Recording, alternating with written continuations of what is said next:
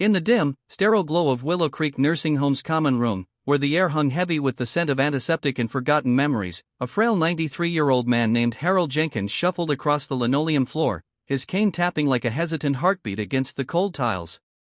Harold, a decorated World War II veteran whose medals lay tucked away in a dusty drawer, had once stormed the beaches of Normandy with unyielding courage, but now his body betrayed him at every turn, his mind flickering between clarity and the fog of dementia. On this fateful afternoon, as he reached for a spilled cup of water, his trembling hand knocked over a tray, sending utensils clattering to the ground. Nurse Evelyn Carter, a woman hardened by years of underpaid shifts and unspoken resentments, snapped like a brittle twig under pressure. Without a second thought, her foot lashed out in frustration, connecting with Harold's shin in a sharp kick that sent him crumpling to the floor with a gasp of pain.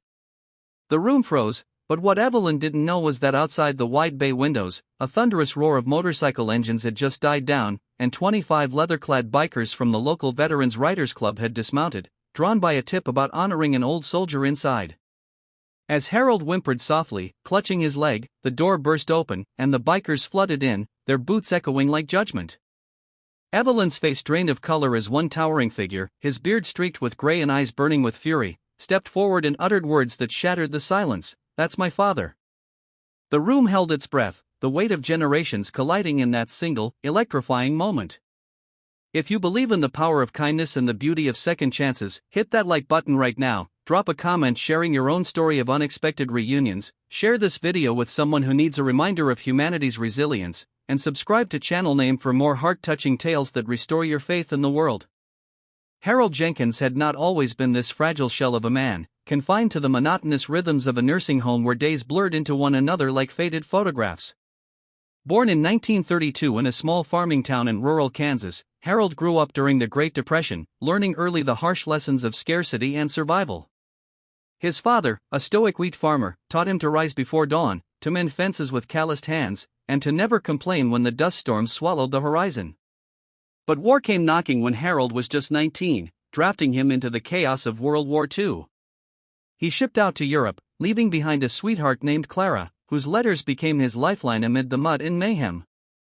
On D-Day, as waves crashed against the Normandy shores and bullets whistled like angry hornets, Harold charged forward, his heart pounding not just with fear but with a fierce determination to protect the brothers beside him. He lost friends that day, young men with dreams cut short, and carried shrapnel in his leg as a permanent reminder.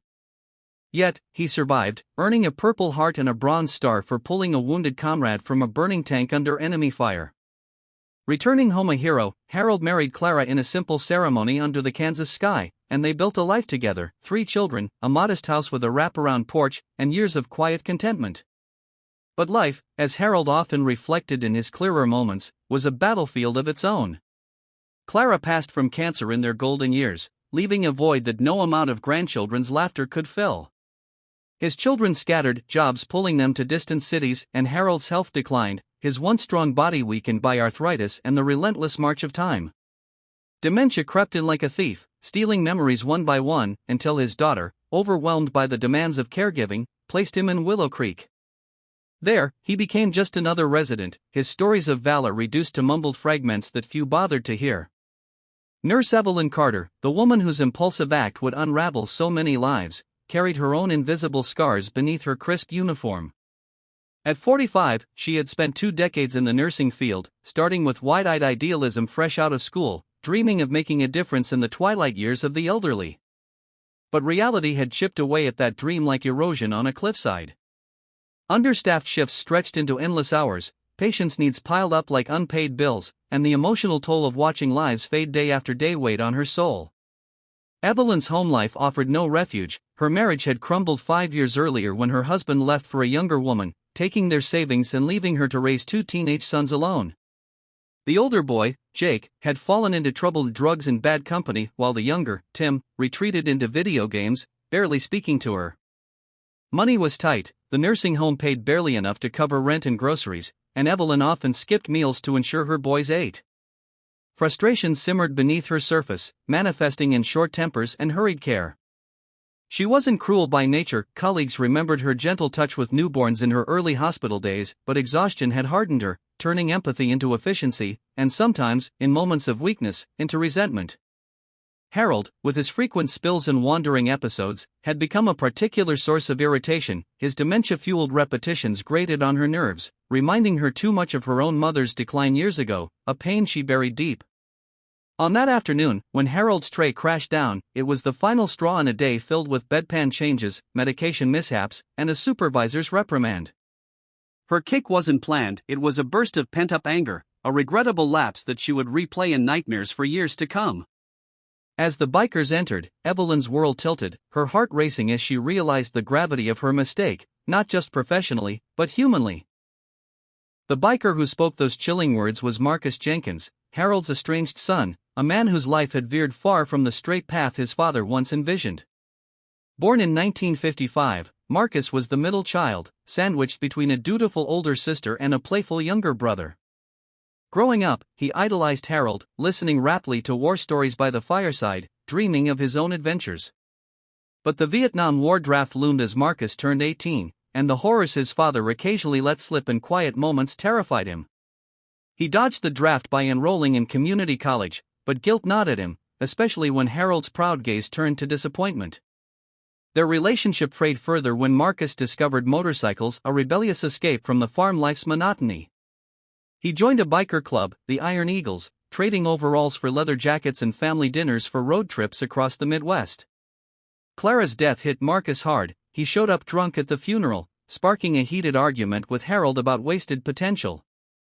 Words flew like shrapnel, Harold calling him a disappointment, Marcus retorting that his father's war heroism didn't make him a perfect parent. They hadn't spoken in over a decade, Marcus roaming with his club, now rebranded as the Veterans Writers Club, a group dedicated to honoring forgotten soldiers through charity rides and visits. Marcus had built a life on the road, a mechanic by trade, with a string of failed relationships and a daughter he saw sporadically. Deep down, regret festered. He often stared at old photos of Harold, wondering if it was too late for reconciliation. That day, the club had received an anonymous tip about a World War II vet in Willow Creek deserving recognition. Marcus joined reluctantly, not knowing it was his father until he peered through the window and saw the familiar stooped figure on the floor. The sight ignited a storm within him, protectiveness, anger, and a long-buried love surging forth as he pushed through the door. As the bikers encircled the scene, the common room transformed into a tableau of tension, the air thick with the smell of leather and exhaust mingling with the nursing home's clinical odor.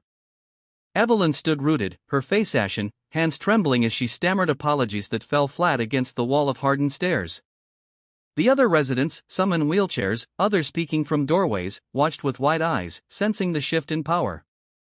Marcus knelt beside Harold, his rough hands gentle as he helped his father up, whispering words of comfort that bridged years of silence.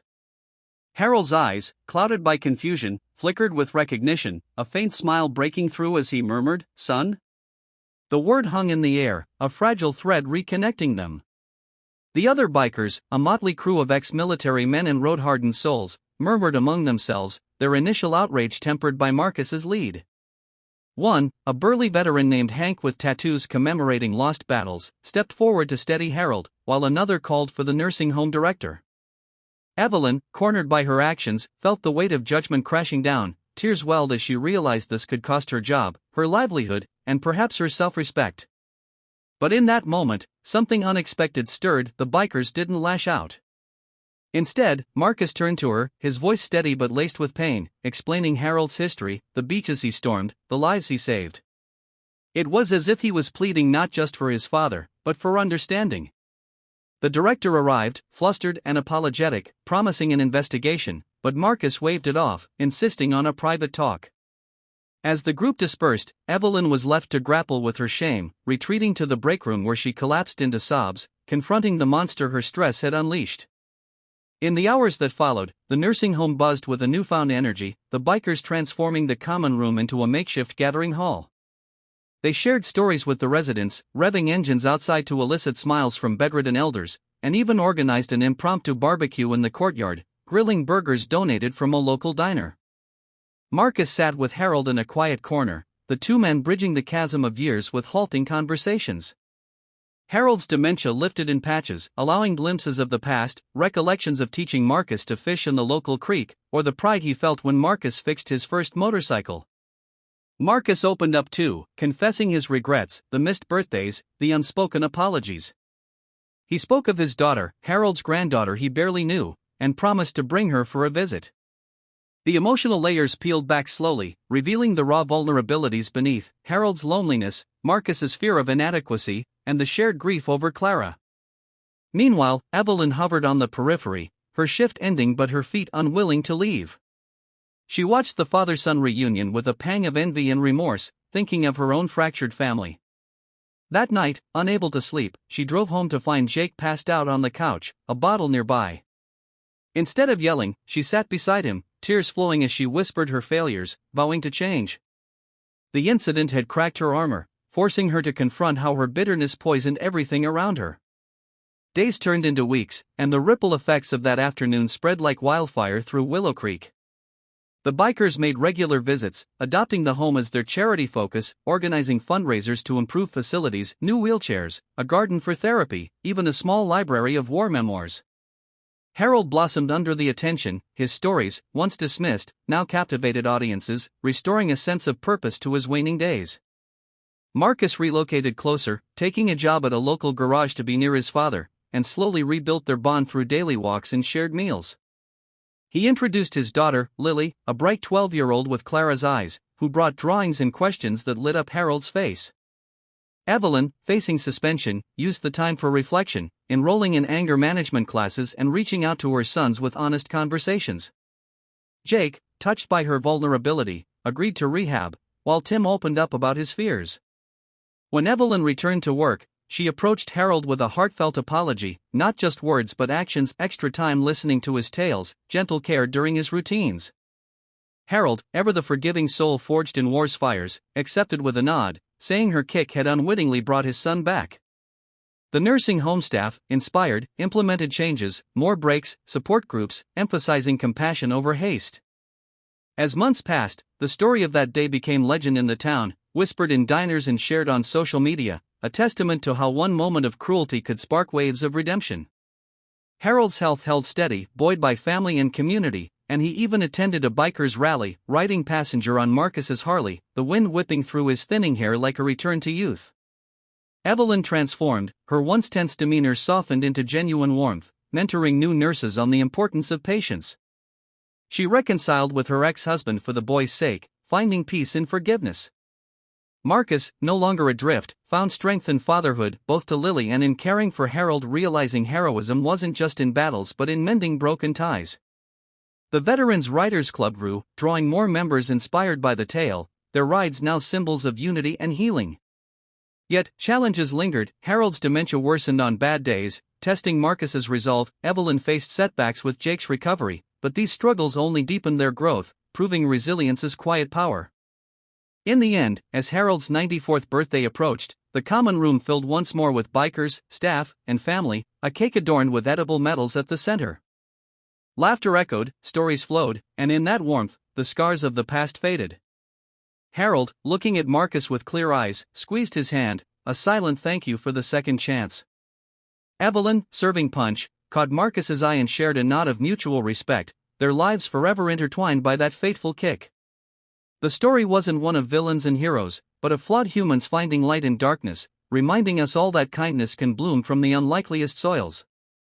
If this story has touched your heart, stirred emotions you didn't expect, or made you reflect on your own relationships, please like this video, subscribe to channel name, and share it far and wide. Your engagement means the world and helps spread these messages of hope. Before we wrap up, drop a comment below with the line that moved you the most from this story. Let's keep the conversation going and inspire each other.